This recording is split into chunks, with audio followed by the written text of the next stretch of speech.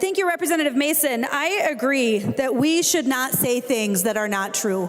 And so I think we should deal with some facts here and make sure that we've got everything on the record and that we're all working with the same information. I think that would be helpful here.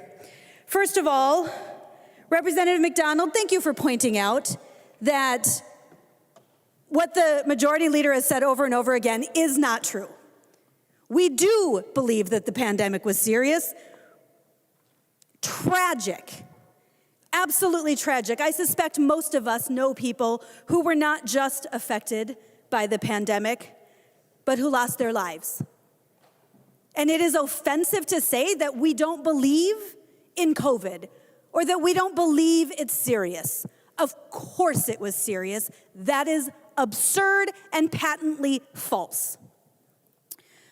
In addition, you went through 6 things. So I want to address those 6 things to make sure we're all on the same page, to make sure we all understand what has been happening to get us where we are today with this motion to end the emergency powers. So item number 1, the $30 million a month in SNAP benefits from the federal government. Frankly, there are 2 issues at play here. One, that's $30 million a month for the next, well, until September. That's, depending on when it pays out, I don't know, that's $90, $120 million.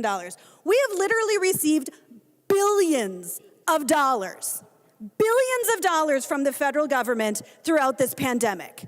I suspect that we could figure out how to manage the SNAP program without this money. And in fact, $1.2 billion of federal money has been left on the bottom line. As it turns out, we already have the money to fill in here if it's needed.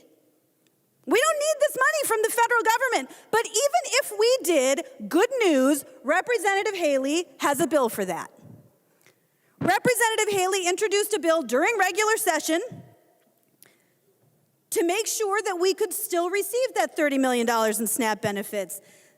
It also included making sure that we could still test and vaccinate.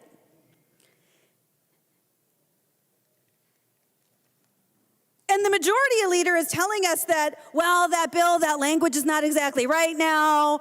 It's outdated. We don't need it. Well, great. We've been waiting to hear what we need to do differently. We would love to know what the problem is so we can fix it. But as it turns out, all we ever hear is, well, that language isn't quite right. That's not going to work. Great. Let us know why, because we are happy to roll up our sleeves and fix it. We have been trying to solve this problem for months, and the majority party will not engage. That is the truth of what has been happening here. One of item 3 on the list. Also, I would just like to make clear, it is not hard to get a COVID test at this point, or a vaccine. Frankly, we don't even need the state sites anymore. Anyone can go to Walmart, go buy some milk and get a vaccine. It is literally the easiest thing to do in the state of Minnesota right now. Item number 3, vaccination rate.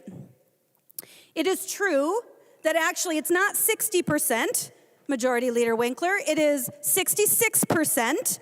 66% of Minnesotans 16 and older are vaccinated.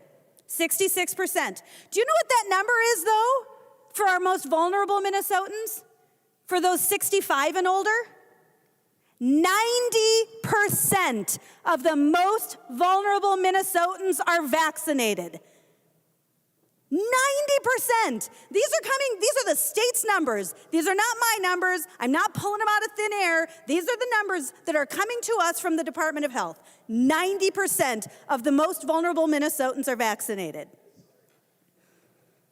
But even if we're using the 66% number, guess what? That number's going up. Like, this is nonsense. This is nonsense. On item 4, the governor has moved state employees around to deal with the pandemic, and that would end if we ended the emergency powers. Well, as it turns out, that's good news. Because the legislature appropriates funding for the different departments. The legislature determines what resources those departments should have. And guess what? The pandemic is over. So the governor should have to move those employees back to their normal jobs. Because frankly, if they're not needed in their normal jobs, that's good for us to know, because then we should be cutting some state budgets. Those employees should be moved back. That would actually be a good thing, a good outcome of ending the emergency powers today. Now, the last two things kind of go together. This will stop our ability to create an orderly end to the emergency powers. Well, the majority party has made it clear that they are not interested in creating an orderly end to the emergency powers, because we have been ready to do that since the beginning of this thing. And they have yet to engage on these items. So you can say that all day long, that it ends the ability to create an orderly end. Well, great. We're game for creating the orderly end. Let's do that. But as of yet, the majority party, the Democrats in the House of Representatives, have not done so. So what a joke to say that that's why we're not ending the emergency powers. Because guess what? That's in your power to do, and you haven't done it.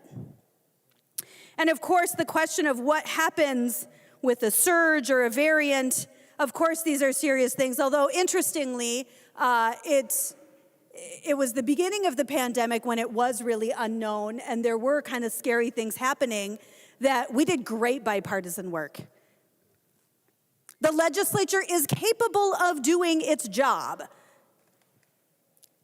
We are all here today to do our jobs. We are ready, but we're always 2 weeks away from a disaster. We're always 2 weeks away from catastrophe. There's always a wolf at the door. Well, guess what? That's not going to go away. Because whether it's a surge or a variant, what is it next time? What's the next thing? There is always a wolf at the door.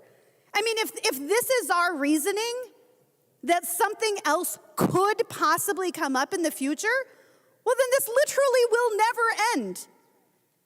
There will never be a time where there is no risk.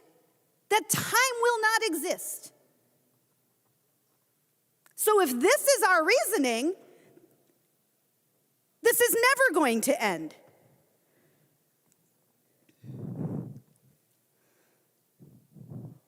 It's interesting, the majority leader said, we're open to finding a way to move forward. Well, we would love to hear that. We would love to engage on that. We have been trying desperately to engage on finding that way forward. We have presented bill after bill after bill, idea after idea to make this happen. And the Democrats in the House have been unwilling.